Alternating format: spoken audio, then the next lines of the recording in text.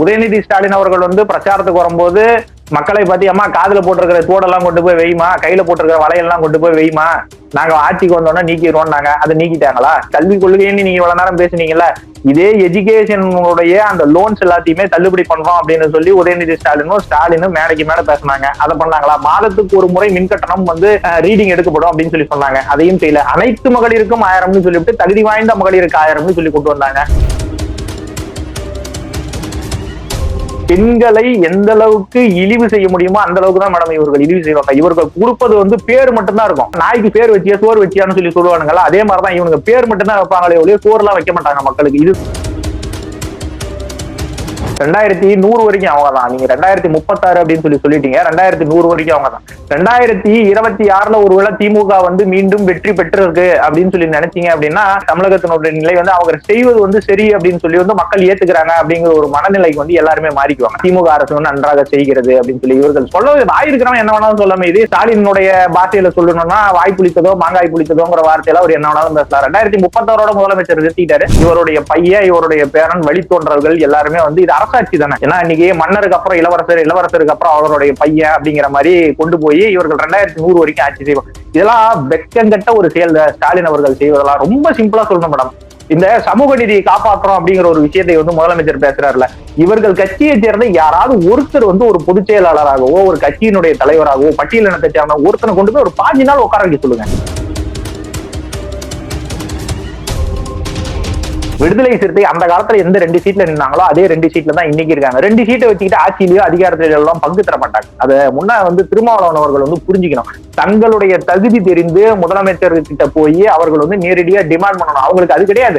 நம்ம வந்து ஒரு ஒட்டுண்ணி மாதிரி நம்ம கூட ஒட்டிக்கலாம். கூட ஒட்டிக்கிட்டு இருக்கும் போது நமக்கு ஒரு சீட்டு தராங்களா, நம்ம சொல்ற இன்னொருத்தருக்கு ஒரு எம்எல்ஏ சீட்டு தராங்களா, நமக்கு ஒரு எம்பி சீட்டு தராங்களா, நம்ம பாட்டுக்கு டெல்லி போறோமா அப்படிங்கறதோட திருமாவளவன் நிறுத்திக்கிறாரு. காங்கிரஸ் வந்து திமுகவினுடைய ஒரு ஆக்சிஜன்ல தான் இன்ன வரைக்கும் வாழ்ந்துட்டு இருக்குது. ஐசியூல வச்சு திமுக காங்கிரஸை பாதுகாத்துக் கொண்டிருக்கிறது.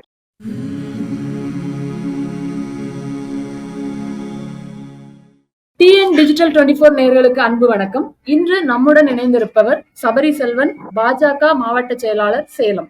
வணக்கம் சார். வணக்கம் மேடம். இந்தியாவை பின்னோக்கி இழுத்து செல்லும் வேதகால விஷயம் தான் புதிய கல்விக் கொள்கை அப்படின்னு நம்மளுடைய துணை முதல்வர் உதயநிதி அவர்கள் சொல்லியிருக்காங்க. படிப்பு ஏறலன்னா அப்படிதான் மேடம் சொல்லுவாரு. அவருக்கு ஏறல, படிப்பு ஏறல. லயோலா காலேஜ்ல அப்பா கொண்டு போய் சேர்த்து விட்டாரு. லயோலால படிச்சாரு. அங்க ஜாலியா ஊர் சுத்தி இருப்பாரு. அதெல்லாம் படிப்பு. நேஷனல் எஜுகேஷன் பாலிசி அப்படிங்கிற ஒரு விஷயத்தை பத்தி அவருக்கு என்ன தெரியும்? இந்தியாவினுடைய சீஃப் சயின்டிஸ்ட் கஸ்தூரி ரங்கன் உருவாக்கின ஒரு நேஷனல் எஜுகேஷன் பாலிசியை கேள்வி கேட்கிற அளவுக்கு இவங்க கிட்ட அறிவு இருக்கா? முன்ன ஸ்டாலினுக்கோ உதயநிதி ஸ்டாலினுக்கோ கஸ்தூரி ரங்கனை கேள்வி கேட்கிற அளவுக்கு அறிவு இருக்கா? இவர்கள் சொல்லக்கூடிய விஷயம் என்ன தெரியுமா? ஹிந்தியை திணிக்கிறாங்க. ஹிந்தி, அதுல ஹிந்தின்னு ஒரு விஷயமே கிடையாது. நீங்க 3வது மொழி என்ன வேணாலும் எடுத்து படிச்சுட்டு போலாம். நீங்க ரொம்பலாம் பேச வேண்டாம் மேடம். இதே ஸ்டாலின் அவர்கள் குடும்பத்துல இருக்கக்கூடிய அந்த சகோதரி அவர்கள் நடத்தக்கூடிய சன்ஷைன் பள்ளிக்கூடத்துல என்ன தமிழ் சொல்லி கொடுக்குறாங்களா? ரொம்ப இங்க பாருங்க, இப்ப இருக்கக்கூடிய சூழ்நிலை ஒண்ணு நல்லா தெரிஞ்சுங்க. இப்ப இருக்கக்கூடிய கல்விக் கொள்கை, தமிழகத்துல பின்பற்றக்கூடிய இந்த கல்விக் கொள்கை பாத்தீங்க அப்படின்னா, நீங்க தமிழே படிக்காம உங்களால டிகிரி வாங்க முடியும். தமிழே படிக்க தேவையில்ல, படிக்காம டிகிரி வாங்க முடியும். சின்ன வயசுல இருந்து நீங்க 3rd லாங்குவேஜா பிரெஞ்சு எடுத்து படிக்கலாம், லாட்டின் எடுத்து படிக்கலாம், தெலுங்கு எடுத்து படிக்கலாம். இந்த மாதிரிலாம் இருக்கு. அந்த லாங்குவேஜ் எடுத்து படிச்சுட்டு நீங்க நேரடியா டிகிரி போய் உங்களால வாங்க முடியும். ஆனா இப்ப நேஷனல் எஜுகேஷன் பாலிசி கவர்மெண்ட் கொடுத்துருக்கிறது என்ன தெரியுமா? உங்களால உங்களுடைய தாய்மொழி படிக்காம உங்களால டிகிரி வாங்கவே முடியாது. அது யாரா இருந்தாலும் சரி, அது உதயநிதி பையனுக்கும் சரி, உதயநிதியோட பேரனுக்கும் சரி, இதுதான் நடக்கும். இந்த நேஷனல் எஜுகேஷன் பாலிசி அப்படிங்கிறது வந்து இருக்கக்கூடிய எல்லாத்துக்குமே மிகப்பெரிய ஒரு வரப்பிரசாதம் மேடம். ஏன்னா இப்ப காலேஜ் படிக்கும்போது நமக்கு நன்றாக தெரியும், எல்லாருமே ஃபர்ஸ்ட் இயர்ல கண்டினியூ ஆகிறவங்க, டிஸ்கண்டினியூ பண்றவங்க நிறைய பேர் இருப்பாங்க. செகண்ட் இயர்ல டிஸ்கண்டினியூ பண்றவங்க இருப்பாங்க. 3rd இயர்ல டிஸ்கண்டினியூ பண்ண, இவங்க எல்லாருக்குமே என்ன படிச்சிருக்காங்களோ அதுக்கு உண்டான ஒரு சர்டிபிகேட் கிடைக்கும். நீங்க 4 வருஷம் படிச்சு முடிக்கிறீங்களா, நீங்க டிகிரி. 3 வருஷம் படிக்கிறீங்களா, நீங்க டிப்ளமோ. 2 வருஷம் படிக்கிறீங்களா, உங்களுக்கு கிராஜுவேஷன் சர்டிபிகேட். 1 வருஷம் படிக்கிறீங்களா, யூஆர் ட்ரெயினி. சோ கவர்மெண்ட் வந்து அது எல்லாத்துக்குமே அவர்களுடைய படிப்பு எங்கேயுமே வீணாக போகாது. ஆனா இந்த ஆல்பா சிஸ்டம் அப்படிங்கிற ஒரு விஷயம் வந்து தமிழ்நாட்டுல 9வது வரைக்கும் கொண்டு வந்திருக்காங்க. அது எது கொண்டு வந்தாங்க அப்படின்னா, எல்லா பிள்ளைகளும் படிக்கணும், ஏன்னா அப்பதான் ஸ்கூலுக்கு வருவாங்க அப்படிங்கிற ஒரு எண்ணத்துல கொண்டு வந்திருக்காங்க. ஆனா இன்னைக்கு இருக்கக்கூடிய கால சூழ்நிலைக்கு ஏற்ற மாதிரி மாறணும். எந்த வீட்லயாவது இன்னைக்கு குழந்தை வந்து ஸ்கூலுக்கு போவாதுன்னு சொல்றவங்க இருக்காங்களா? 30 வருஷத்துக்கு முன்னாடி இருந்தாங்க. எப்ப காட்டு வேலை போய் பார்ப்பா, என்னடா பள்ளிக்கூடத்துக்கு போய் என்னடா பண்ண போறா அப்படின்னு சொல்லி கிராமப்புறங்கள்ல சொல்றவங்க இருக்காங்க. ஆனா இன்னைக்கு அப்படி எல்லாம் கிடையாது. பிள்ளைகள் படிக்கணும், நன்றாக படிக்கணும்னு நினைக்கக்கூடிய பெற்றோர்கள் 100% உருவாயிட்டாங்க. ஆனா அவர்கள் இருக்கும்போது கூட நீங்க வந்து 9th வரைக்கும் ஆல் பாஸ் கொடுப்போம், 10th வரைக்கும் ஆல் பாஸ் கொடுப்போம், 12th நாங்க அப்படியே கொண்டு போய் குறைப்போம். அவர்களுக்கு வந்து பேசிக்கா இருக்கக்கூடிய அறிவுகள் இல்லாம அவர்கள் வந்து காலேஜ்ல போய் திணறிடுறாங்க மேடம். காலேஜுக்கு போனவொன்னா அவங்க ஃபர்ஸ்ட் இயர்ல அந்த இன்ஜினியரிங் சப்ஜெக்ட்ஸ் புரிய மாட்டேங்குது. M1 என்ன, M2 என்ன, M3 என்ன, பிசிக்ஸோட பேசிக்ஸ் என்ன, வேண்டி வேக் டயக்ராம்ஸ்னா என்ன, இதெல்லாம் உங்களுக்கு தெரியாது. நம்ம படிக்கக்கூடிய அந்த கல்விக் கொள்கை பாத்தீங்க அப்படின்னா பித்தாகரஸ் தியரம்னு ஒரு விஷயம் நம்ம படிச்சிருப்போம் 6th இருந்து 10th வரைக்கும். அது லைஃப்ல எங்கேயுமே யூஸ் ஆகாது. இந்த ஹிஸ்டரிஸ் நீங்க படிக்கும் போதே கூட ஹிஸ்டரியில எடுத்து படிச்சு பாத்தீங்க அப்படின்னா இந்தியாவை அடிமைப்படுத்திய அந்த வரலாறு மட்டும்தான் இந்த நிமிஷம் வரைக்கும் சொல்லி கொடுத்துருக்காங்க. இந்தியாவில் அடிமைப்படுத்தாம இந்தியா வந்து ஓகோன்னு வாழ்ந்த ஒரு இந்தியாவை பற்றி இவர்கள் யாருக்குமே தெரியாது. இப்ப இருக்கக்கூடிய ஜெனரேஷன் யாருக்குமே தெரியாது. ராஜராஜ சோழன் காலத்துல வந்து இந்தியா எப்படி இருந்தது, தேனும் பாலும் பாலாரும் ஓடிய நாடாக இந்திய நாடு இருந்தது அப்படின்னு சொல்லி நெப்போலியன் சொன்ன வார்த்தைகள் நமக்கு நன்றாக தெரியும். அப்படி இருந்த ஒரு இந்தியா இவர்கள் அடிமைப்படுத்தியதாலதான் இந்த நிலைமைக்கு ஆச்சு. அப்ப அந்த இந்தியாவை பற்றி படிப்பதற்கு நமக்கு என்ன ஒரு பிரச்சனை? இவர்களுக்கு என்ன தெரியுமா, முகல் டைனாசிட்டியை பற்றி படிக்கணும், சுல்தான் டைனாசிட்டியை பற்றி படிக்கணும். இந்த ஒரு விஷயங்களை மட்டும் படித்து இந்தியாவை எப்படி அடிமையாக வைத்திருக்கிறது. இப்ப இருக்கக்கூடிய நேஷனல் எஜுகேஷன், இப்ப இருக்கக்கூடிய எஜுகேஷன் பாலிசி இருக்குல்ல, இந்த எஜுகேஷனுடைய ஸ்ட்ரக்சரை உருவாக்குறது வந்து பிரிட்டிஷ்காரன். இந்த பிரிட்டிஷ்காரன் நம்மள வந்து அடிமையா வச்சிருக்கிறதுக்காக மட்டும்தான் இப்படி ஒரு ஸ்ட்ரக்சரை உருவாக்கிட்டான். நேஷனல் எஜுகேஷன் பாலிசி ஒரு தடவை வரும்போதுமே இந்திய தமிழ்நாடு மட்டும் ரிஜெக்ட் பண்ணிடும். 74 வந்துச்சு, 87 வந்துச்சு. இது எல்லாத்தையுமே தமிழ்நாடு ரிஜெக்ட் பண்ணிடும். காரணம் என்ன? ஹிந்திங்கிற ஒரு விஷயம் மேண்டேட்டரியா நீங்க படிக்கணும் அப்படின்னு கவர்மெண்ட் சொன்னிச்சு. ஆனா இந்த முறை நரேந்திர மோடி என்ன சொன்னாரு, ஹிந்திங்கிற விஷயம் படிக்கணும்னு அவசியம் கிடையாது, நீங்க தேர்ட் லாங்குவேஜ் என்ன வேணாலும் எடுத்து படிங்க. ஒரு புதிய மொழி கத்துக்கொள்வதற்கு இவர்களுக்கு என்ன பிரச்சனை? நீங்க நடத்தக்கூடிய பள்ளிகள்ல 3வது மொழி சொல்லி தருவீங்க. அதோட இன்னொரு சிம்பிளான ஒரு விஷயம் என்ன தெரியுமா மேடம், பிரைவேட் ஸ்கூல்ல படிக்கக்கூடிய மாணவர்களுடைய எண்ணிக்கை 58 லட்சம், கவர்மெண்ட் ஸ்கூல்ல படிக்கக்கூடிய மாணவர்களோட எண்ணிக்கை 52 லட்சம். 58 லட்சம் பேர் மக்களுக்கு அந்த மாணவர்களுக்கு கிடைக்கக்கூடிய அந்த சலுகை 52 லட்சம் படிக்கக்கூடிய இந்த மாணவர்களுக்கு ஏன் கிடைக்கல? இது கிட்டத்தட்ட வந்து ஒரு இந்த பட்டியலினத்தை ஒதுக்கி கவர்மெண்ட் ரிசர்வேஷன் இன்னைக்கு கொடுத்துருக்காங்கல்ல, அதே மாதிரிதான் இது வந்து அரசு மாணவர்களுக்கு இழைக்கப்படக்கூடிய மிகப்பெரிய ஒரு துரோகம். இந்த துரோகம் நீங்கணும் அப்படின்னா நேஷனல் எஜுகேஷன் பாலிசின்னு ஒரு விஷயம் வந்தாதான் உங்களுக்கு தெரியும். அதுல இருக்க அனெக்சர் எல்லாம் ஏதாவது ஒரு அனெக்சரை கூட உதயநிதி ஸ்டாலின் எடுத்து படிச்சிருக்க மாட்டார். அவரை பொறுத்த வரைக்கும் யாராவது ஒருத்தன் பின்னாடி இருந்து ஏதாவது ஒரு துண்டு சீட்ல எழுதி கொடுத்துருமோ அதை பார்த்து படிச்சுட்டு போயிடும். அவர்களுடைய கொள்கைக்கு ஏற்ற மாதிரி அவர்களுக்கு யாரும் தேர்ட் லாங்குவேஜ் தெரிஞ்சிடக்கூடாது, ஹிந்தியோ மற்ற லாங்குவேஜோ தெரிஞ்சிடக்கூடாது. ஒருவேளை ஹிந்தி தெரிஞ்சிருச்சு அப்படின்னா மோடி பேசுறதோ அவர்கள் கொண்டு வர திட்டங்களோ இங்க இருக்கிற மக்களுக்கு நன்றாக புரிந்து விடும். இவர்களால நம்ம மேல குதிரை ஓட்ட முடியாது. அதனால மட்டும்தான் இந்த தேசிய எஜுகேஷன் பாலிசியை திமுக முழுக்க முழுக்க எதிர்க்குது. வேறெல்லாம் இதுல சொல்லிக் கொள்வதற்கெல்லாம் முக்கால்வாசி ஒன்னும் ஒரு வெங்காய காரணமும் இதுல கிடையாது. திமுகவோட வாக்குறுதிகளிலே இருந்த ஒரு விஷயம் மின் கட்டணம் வந்து குறைக்கப்படும். இன்று மீண்டும் மின் கட்டணம் வந்து ஏறி இருக்கு. இதை பற்றி உங்களுடைய கருத்து என்ன சார்? வாக்குறுதி நீங்க ஒரு வாக்குறுதி சொல்லிட்டீங்க, மீதி வாக்குறுதிலாம் மேடம் எந்த வாக்குறுதியை அவர்கள் நிறைவேற்றினாங்க? உதயநிதி ஸ்டாலின் அவர்கள் வந்து பிரச்சாரத்துக்கு வரும்போது மக்களை பத்தி அம்மா காதுல போட்டிருக்கிற தோடெல்லாம் கொண்டு போய் வெய்யுமா, கையில போட்டிருக்கிற வலையெல்லாம் கொண்டு போய் வெய்யுமா, நாங்க ஆட்சிக்கு வந்தோம்னா நீக்கிடுவோம்னாங்க. அதை நீக்கிட்டாங்களா? கல்விக் கொள்கைன்னு நீங்க இவ்வளவு நேரம் பேசுனீங்கல்ல, இதே எஜுகேஷனுடைய அந்த லோன்ஸ் எல்லாத்தையுமே தள்ளுபடி பண்றோம் அப்படின்னு சொல்லி உதயநிதி ஸ்டாலினும் மேடைக்கு மேல பேசினாங்க. அதை பண்ணாங்களா? மாதத்துக்கு ஒரு முறை மின்கட்டணம் வந்து ரீடிங் எடுக்கப்படும் அப்படின்னு சொல்லி சொன்னாங்க. அதையும் செய்யல. அனைத்து மகளிருக்கும் 1000 சொல்லிவிட்டு தகுதி வாய்ந்த மகளிருக்கு 1000 சொல்லி கொண்டு வந்தாங்க. மகளிர் பேருந்து, இந்த ஒரு விஷயங்கள்லாம் பாத்தீங்கன்னா இன்னைக்கு டிரான்ஸ்போர்ட் டிபார்ட்மெண்ட் எந்த ஒரு நஷ்டத்துல இருக்கு? நாங்க என்ன சொல்றோம், மகளிருக்கு நீங்க இலவசமா பேருந்து கொடுத்துருக்கீங்க, ஓகேதான். மகளிருக்கு மரியாதை கொடுத்தீங்களா? பேருந்துக்கு உண்டான கட்டணத்தை குறைத்திருக்கிறீர்கள், மகளிருக்கு இலவச பேருந்து கொடுத்திருக்கிறீர்கள், மகளிருக்கு மரியாதை கொடுத்தீங்களா? ஓசியில போறான்னு சொல்லி ஒரு அமைச்சர் பேசுறாரு. அது ஓசியில தானே நீ போயிட்டு இருக்கிற, உனக்கு என்னமா அப்படின்னு சொல்லி பேசுறாரு. பவுடர் அடிச்சுட்டு பேரன் லவ்லி போட்டுட்டு வந்துட்டியாமா, என்னமா 1000 ரூபாய் பணம் வந்துருச்சாமா அப்படின்னு சொல்லிட்டு ஒரு எம்பி பேசுறாரு. பெண்களை எந்த அளவுக்கு இழிவு செய்ய முடியுமோ அந்த அளவுக்கு தான் மேடம் இவர்கள் இழிவு செய்வாங்க. இவர்கள் கொடுப்பது வந்து பேர் மட்டும்தான் இருக்கும். அந்த இது சொல்லுவாங்கல்ல, நாய்க்கு பேர் வச்சியா சோறு வச்சியான்னு சொல்லி சொல்லுவானுங்கல்ல, அதே மாதிரிதான் இவனுங்க பேர் மட்டும்தான் வைப்பாங்களே ஒழிய சோறு எல்லாம் வைக்க மாட்டாங்க மக்களுக்கு. இதுதான் வந்து விஷயமான ஒரு நீங்க பார்க்க வேண்டிய ஒரு விஷயம். இவர்கள் திட்டத்தை கொண்டு வருவாங்க, அந்த திட்டத்தை வைத்து மக்களை எந்த அளவுக்கு இழிவுபடுத்த முடியும், எந்த அளவுக்கு அவமானப்படுத்த முடியும் அப்படிங்கறதை வந்து திமுக அரசு வாடிக்கையாக வச்சிருக்குது. அதனாலதான் இவர்கள் எப்பவுமே இது இப்பதான் நடக்கிறது இல்ல, ஒரு தடவை திமுக ஆட்சிக்கு வரும்போது இந்த விஷயம் தொடரும். அதனாலதான் இவர்களால 5 வருடத்துக்கு மேல மீண்டும் ஆட்சிக்கு வருவதே முடியறதில்ல. எப்பவுமே மக்கள் எப்பவுமே வெறுத்துருவாங்க. திமுக 5 வருஷம் ஆட்சி நடக்குது அப்படின்னா அந்த 5 வருஷத்துக்குள்ள திமுக எந்த அளவுக்கு வெறுக்க முடியுமோ அந்த அளவுக்கு மக்கள் வெறுத்துட்டு அடுத்த முறை மிகப்பெரிய ஒரு அடியில தான் தோல்வி எப்பவுமே கொடுப்பாங்க. அது இந்த முறை 2026 நடக்கும். இந்த மின்கட்டண உயர்வு அப்படின்னு சொல்லி சொன்னீங்களா, மக்கள் எவ்வளவு கஷ்டப்படுறாங்க தெரியுமா? ஒரு வீட்லயுமே நீங்க சாதாரணமா ஒரு மின்கட்டணம் நீங்க எடுத்து பாத்தீங்கன்னா, இலவசமா மின்சாரம் எங்கெங்கெல்லாம் போயிட்டு இருந்ததோ, ஒரு வீட்டுல 50 யூனிட் 100 யூனிட் ஃப்ரீயா யூஸ் பண்ணிட்டு இருக்கவங்களுக்கு இன்னைக்கு 200 ரூபா 300 ரூபா பில்லு வருது. 300 ரூபா வரவனுக்கு 1000 ரூபாய் பில்லு வருது. 1000 ரூபா வரவனுக்கு 2000 ரூபாய் பில்லு வருது. மாசம் பட்ஜெட் போட்டுக்கிட்டு ஒருத்தன் வந்து குடும்பம் நடத்திக்கிட்டு இருக்கான் அப்படின்னா அந்த பட்ஜெட்ல எவ்வளவு துண்டு விழும் தெரியுமா? இந்த மின்சாரம் பண்ணக்கூடிய விஷயங்கள இதுல நம்ம சொல்றோம் மின்சார கட்டணம் வந்து அரசாங்கம் உயர்த்தி இருக்கு அப்படின்னு சொல்லி. இல்ல, சென்னையில வாழக்கூடிய மக்கள் வந்து அங்க வாடகை வீட்டுல தங்கியிருக்காங்களா, அவங்களுக்கு எல்லாம் பாத்தீங்கன்னா மின்சார கட்டணம் டபுள் மடங்கா உயரும். இவர்கள் வந்து ஒரு மின்சார கட்டணம் உயர்த்துவான், வீட்டு ஓனர் இன்னொரு மின்சார கட்டணம் உயர்த்துவான். இவன் வந்து 2 ரூபாய் யூனிட்டுக்கு ஏத்தனா அவன் 4 ரூபாய் ஏற்றுவான்.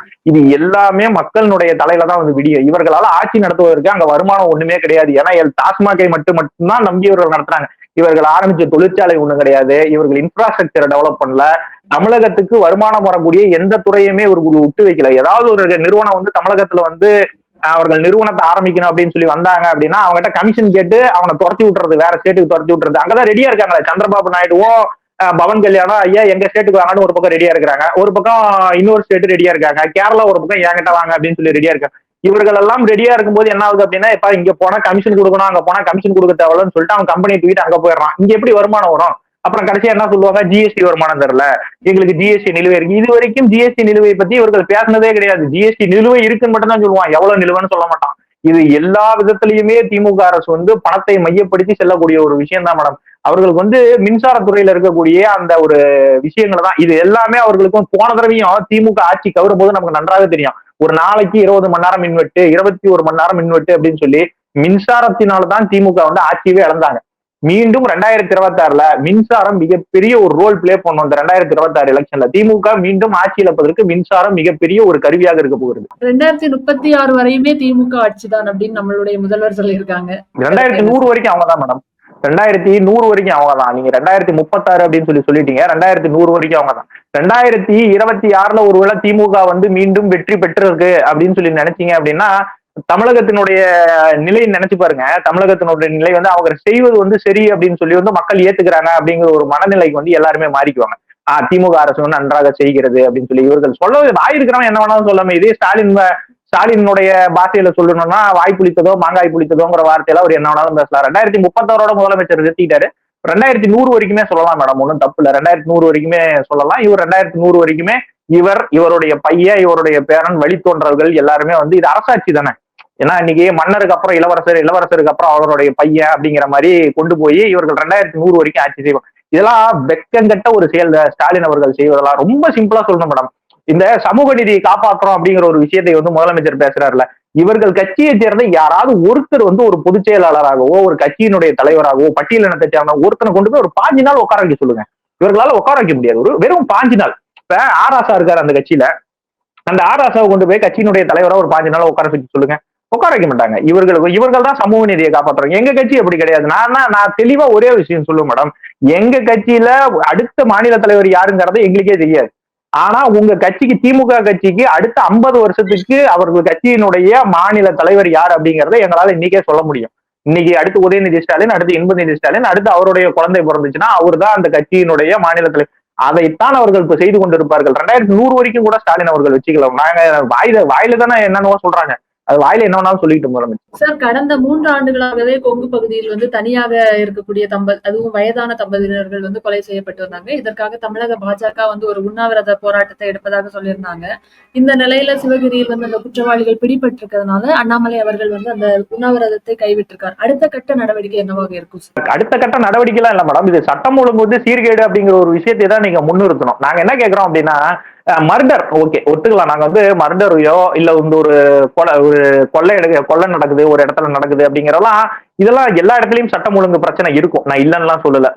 ஒரு கொலை ஒண்ணு நடக்குது, ஒரு மாசத்துக்கு ஒரு கொலை நடக்குது, 2 கொலை நடக்குது, இதெல்லாம் கிராஜுவலா எங்கேயாவது நடக்கிறதா, யாரோ ஒருத்தன் கோவத்துல இன்னொருத்தனை கொல்றதா, இதெல்லாம் தப்புனாலும் இதெல்லாம் ஜென்ரலா இதெல்லாம் தடுக்க முடியாத ஒரு விஷயம். ஆனா இது தொடர்ச்சியாக நடக்கும்போது, வரிசையாக ஒரு இடத்துல நடக்கும்போது அந்த இடத்துலதான் சட்டம் ஒழுங்கு வந்து கேள்விக்குறியாகுது. அப்ப என்ன நடக்குது அப்படின்னா, இவர்கள் போய் அந்த விவசாயிகள் கிட்ட கேள்வி கேட்கறாங்க, நீ உன் தோப்புல வந்து உன் காட்டுல வந்து சிசிடிவி கேமரா, அவன் எதுக்கு சிசிடிவி கேமரா வச்சிருக்கணும், அப்புறம் நீ எதுக்கு சம்பளம் வாங்குற? இதான் நாங்க கேட்கக்கூடிய ஒரு விஷயம். நீங்க சம்பளம் வாங்குறீங்க, இந்த சம்பளம் எதுக்கு வாங்குறீங்க? மக்களை பாதுகாப்பதற்காக காவல்துறை வாங்கக்கூடிய சம்பளம். அந்த காவல்துறை நீங்க போய் சிசிடிவி கேமரா வைங்க. நாங்க என்ன சொல்றோம், உங்களுக்கு இந்த மாதிரி இடங்கள்ல எல்லாம் பிரச்சனை வருதுன்னு தெரியுது, அந்த இடத்துல சிசிடிவி கேமரா வைங்க. பொதுமக்களுக்கு நீங்க வந்து தனியாக இருக்கக்கூடிய தம்பதியருக்கு வந்து அவர்கள் வந்து தனியா ஒரு இடம் இல்லை மேடம். சிவகிரியில நடந்தது, சேலம் நகர்பகுதியில ஒரு இடத்துல நடந்தது, இந்த மாதிரி நிறைய இடங்கள்ல நடந்துட்டு இருக்கு மேடம். இது ரொம்ப நாட்களாகவே நடந்துட்டு இருக்குது. இந்த இந்த கொலை பண்ணவங்க 2 பேர்த்த புடிச்சிட்டோம் அப்படின்னு சொல்றாங்க. இதுக்கு மேல விசாரணையில தான் தெரியும் அவன் தான் உண்மையிலேயே பண்ணானா, இல்ல அண்ணாமலை எங்கடா வந்து உட்காந்து உண்ணாவிரதம் இருந்துருவாரோ, நம்ம தலையில மேலும் ஒரு இடி வந்து இறங்கிருமோங்கிற ஒரு பயத்துல எவனாவது அப்பாவிகளை புடிச்சு கொண்டு போய் உள்ள வச்சிருக்கானா அப்படிங்கறதா இதுக்கு மேலதான் தெரியும், இந்த விஷயம் தெரியணும். ஆனா ஒருவேளை அண்ணாமலை அவர்கள் வந்து இந்த உண்ணாவிரதத்தை கைவிட்டதற்கு காரணம் என்னன்னா, அவர் ஒரு காவல்துறை அதிகாரி. அதனால இன்னமும் அவர் காவல்துறைக்கு மரியாதை கொடுத்து கொண்டிருக்கிறார். அந்த மரியாதையை காவல்துறை வந்து நிச்சயமாக காப்பாற்றுவாங்கன்னு நாங்க நினைக்கிறோம். அவங்க காப்பாத்தல அப்படின்னா அதையும் மீறி மிகப்பெரிய ஒரு விளைவுகளை தான் சந்திக்கணும். நாங்க எவ்வளவுதான் மேடம், நாங்களும் தொண்டை தண்ணி வெளியே ரோட்ல இறங்கி போராடுறது, சட்டம் ஒழுங்கு சரியில்லை, சட்டம் ஒழுங்கு சரியில்லை, அதை காப்பாத்துங்க, இதை காப்பாத்துங்க அப்படின்னு சொல்லிட்டு. இதெல்லாம் முதலமைச்சர் அவர்கள் தான் காவல்துறையை வந்து கையில வச்சிருக்காரு. அவருடைய சொந்த டிபார்ட்மெண்ட். மத்த டிபார்ட்மெண்ட் நாங்க வந்து மனோ தங்கராஜையோ இல்ல KKSSR ராமச்சந்திரனையோ இல்ல ராஜேந்திரனையோ நாங்க வந்து குறை சொல்ல முடியாது. முதலமைச்சர் கையில் வைத்திருக்கக்கூடிய காவல்துறையால காவல்துறையினுடைய வேலையோ சட்டம் ஒழுங்கையோ சரியா பாதுகாக்க முடியல அப்படின்னா தமிழகத்தினுடைய சட்டம் ஒழுங்கினுடைய நிலை அதான். இந்த நிலையை வந்து தமிழக அரசு வந்து மாத்தணும். காவல்துறை வந்து தங்களுடைய கண்ணியத்தை வந்து அவர்கள் காப்பாற்றணும். அவர்களுக்கு உண்டான வேலை என்ன தெரியுமா? மக்களுக்கு ஏதாவது பிரச்சனை வருதா, எங்கேயாவது சட்டம் ஒழுங்கு கெட்டு போதாங்கிறதான் பாக்கணும். ஆனா அவங்களுக்கு அது வேலை கிடையாது. திமுகக்கு எதிராக எவனாவது பேசுறானா, திமுகக்கு எதிராக இவன் ஒருத்த கருத்து போடுறானா, இவனை வந்து ஒரு தனிப்படை அமைச்சு அவனை போய் 5 பேர் கொண்ட டீம் போய் வண்டியில போய் தூக்கிட்டு போய் சுத்திட்டு ஒரு வாரம் அவனுக்கு முட்டை சோறு போட்டுட்டு ஊர் பூரா சுத்திட்டு இருக்கிறதா இவங்களுக்கு வேலை. இந்த செருப்பு தூக்கி ஒரு அம்மா அடிச்சது போஸ்டர் மேல, ஸ்டாலினோட போஸ்டர் மேல, நமக்கு நன்றாக தெரியும். அந்த அம்மாவுக்கு கிட்டத்தட்ட 5 பேர் கொண்ட தனிப்படையை கொண்டு போய் தேடி இருக்காங்க. இதெல்லாம் தேடக்கூடிய விஷயமா? அந்த அம்மாவுக்கு இருக்கக்கூடிய ஆதங்கத்துல செருப்பில் எதை வேணாலும் கழட்டி அடிப்பாங்க. ஆனா உங்களுக்கு வந்து அது வந்து சுதந்திரம் தானே. அந்த அம்மாவுக்கு அதுல என்ன போஸ்டர் மேல தான் அடிச்சாங்க, உங்க மேல தூக்கி அடிச்சாங்க. போஸ்டர் மேல அடிச்ச ஒரு அம்மா, அந்த அம்மாவுக்கு என்ன ஆதங்கமோ தெரியல, நீங்க அந்த அம்மாவுக்கு என்ன கொடுமை பண்ணீங்களோ தெரியல, அந்த அம்மா அந்த கோவத்துல அது பண்ணுது. அந்த அம்மா 5 பேர் கொண்ட தனிப்படை கொண்டு போய் தேடணும்னு ஒரு அவசியமா? அந்த நேரத்துல அந்த 5 பேர் வந்து வேற ஏதாவது சட்டம் ஒழுங்கு பிரச்சனை பார்த்துருக்கலாம்ல. இதுதான் மேடம் தமிழகத்தினுடைய சட்டம் ஒழுங்கினுடைய தற்போதைய நிலை. இந்த நிலையை வந்து மாத்தணும் அப்படின்னா முதலமைச்சர் முடிவு பண்ணாலும் ஆகாது. தமிழகத்தினுடைய காவல்துறை வந்து நேர்மையாக செயல்பட்டா மட்டும்தான் இந்த விஷயத்தை மாற்ற முடியும். விசிகா வந்து எப்பவுமே சொல்லுவாங்க ஆட்சியிலும் பங்கு அதிகாரத்திலும் பங்கு. அதை தொடர்ந்து காங்கிரஸும் சொல்ல ஆரம்பிச்சிருக்கு. கூட்டணிக்கு முந்தையே நாங்க சொல்லிடுவோம் தெளிவா ஆட்சியிலும் பங்கு அதிகாரத்திலும் பங்கு அப்படின்னு சொல்லிட்டு. சோ இந்த முறை கூட்டணியில் ஏதாவது மாற்றம் இருக்கும்னு நினைக்கிறீங்களா சார்? மேடம் 1987 இருந்து விசிகா வந்து கட்சியில எல்லாம் போட்டி போடுறது, எலெக்ஷன்ல நிக்கிறதெல்லாம் பண்றாங்க. அன்னைக்கு வந்து பாத்தீங்கன்னா ஒரு டீயினுடைய விலை வந்து ₹1 ₹2 தான். இன்னைக்கு டீ நம்ம குடிக்கிற டீயினுடைய விலை வந்து இன்னைக்கு ₹5 அந்த டீ. விடுதலை சிறுத்தை அந்த காலத்துல எந்த 2 சீட்ல நின்னாங்களோ அதே 2 சீட்ல தான் இன்னைக்கு இருக்காங்க. 2 சீட்டை வச்சுக்கிட்டு ஆட்சியிலயோ அதிகாரத்திலயோ எல்லாம் பங்கு தர மாட்டாங்க. அதை முன்ன வந்து திருமாவளவன் அவர்கள் வந்து புரிஞ்சுக்கணும். தங்களுடைய தகுதி தெரிந்து முதலமைச்சர் கிட்ட போய் அவர்கள் வந்து நேரடியா டிமாண்ட் பண்ணணும். அவங்களுக்கு அது கிடையாது. நம்ம வந்து ஒரு ஒட்டுண்ணி மாதிரி நம்ம கூட ஒட்டிக்கலாம். கூட ஒட்டிக்கிட்டு இருக்கும் போது நமக்கு ஒரு சீட்டு தராங்களா, நம்ம சொல்ற இன்னொருத்தருக்கு ஒரு எம்எல்ஏ சீட்டு தராங்களா, நமக்கு ஒரு MP சீட்டு தராங்களா, நம்ம பாட்டுக்கு டெல்லி போறோமா அப்படிங்கறதோட திருமாவளவன் நிறுத்திக்கிறாரு. ஏன்னா பட்டியலின மக்களுக்கு தான் தான் மெய்காவலர் மாதிரியும் தான் தான் அவர்களுடைய பிராண்ட் அம்பாசிடர் மாதிரியும் திருமாவளவன் அவர்கள் செய்யக்கூடிய இந்த விஷயங்களா இருக்கு பாருங்க. இதுல வந்து ஆட்சியிலையும் பங்கு அதிகாரத்திலையும் பங்கு அப்படிங்கறதெல்லாம் திருமாவளவன் எந்த காலத்திலையும் கேட்டது கிடையாது. அந்த கட்சியினுடைய இதுக்கு முன்னாடி இருந்த பொதுச் செயலாளர் ஆதவன் அர்ஜுன் இன்னைக்கு டிவிகேல இருக்காருல்ல, அவரு சொன்ன வார்த்தை, அந்த வார்த்தை சொன்னதுக்கு தான் அவர் கட்சியை விட்டு 6 மாசம் சஸ்பெண்டே பண்ணாங்க. அந்த மனுஷன் போய் தாவேகால சேர்ந்துட்டாரு. இன்னைக்கு காங்கிரசினுடைய மாநில தலைவராக இருக்கக்கூடிய செல்வ பெருந்தகைக்கு வந்து நீங்கள் தானே அடுத்த துணை முதலமைச்சர்னு போஸ்ட் ஓட்டின ஒரு மனுஷன் மேல விசாரணை கமிஷன் வச்சு அந்த சஸ்பெண்டே பண்றாங்க ஒரு மாவட்டத்தினுடைய மாவட்ட செயலாளரை. இவர்களுடைய வள்ளல் தான். இவர்களுக்கு போய் ஸ்டாலின் கிட்ட போய் எங்களுக்கு வந்து இன்னொரு 10 சீட்டு சேர்த்து கொடுங்க, எங்களுக்கு ஒரு அமைச்சர் பதவி கொடுங்க, 2 அமைச்சர் பதவி கொடுங்க அப்படின்னு கேட்பதற்கெல்லாம் காங்கிரஸுக்கு வந்து எந்த ஒரு தைரியமே கிடையாது. இன்ன வரைக்கும் சொல்லணும் அப்படின்னா காங்கிரஸ் வந்து திமுகவினுடைய ஒரு ஆக்சிஜன்ல தான் இன்ன வரைக்கும் வாழ்ந்துட்டு இருக்குது. ஐசியூல வச்சு திமுக காங்கிரஸை பாதுகாத்து கொண்டு இருக்கிறது. என்னைக்காவது ஒரு நாள் அந்த ஆக்சிஜனை புடுங்கினாங்க, அந்த மாஸ்கை கழட்டி விட்டாங்க அப்படின்னா காங்கிரஸ் தமிழகத்தில் காணாமல் போய்விடும், செத்தே போயிடும் காங்கிரஸ். சோ அதனால காங்கிரஸ் அந்த மாதிரி ஒரு விஷயங்களுக்கு எல்லாம் போக மாட்டாங்க. ஒரு 10 எம்எல்ஏ கொடுக்குறாங்களா, வாங்கிட்டு ஜெயிச்சமா போய் சட்டப்பேரவையில் உட்காந்தோமா பெஞ்ச தட்டினமாங்கிறதோட போயிட்டே இருப்பாங்க மேடம். இதெல்லாம் பேச்சுக்கு வேணா இவர்கள் வேணா சொல்லுவாங்களே ஒழிய எலெக்ஷன் அப்படிங்கிற ஒரு விஷயம் பக்கத்துல வரும்போது டிமாண்ட் பண்றது எப்படி டிமாண்ட் பண்ணுவாங்கன்னா 10 சீட்டு சேர்த்து கொடுங்க அப்படிங்கிற விஷயத்தை வேணா டிமாண்ட் பண்ணுவாங்களே ஒழிய ஆட்சி அதிகார பங்கெல்லாம் கேட்கக்கூடிய அளவுக்கு அவர்களுக்கு தெம்பும் இல்லை, தைரியமும் கிடையாது. இவ்வளவு நேரம் எங்களுடைய கேள்விகளுக்கு மிக பொறுமையாக தெளிவாக பதிலமைத்தமைக்கு நன்றி சார். நன்றி மேடம், நன்றி.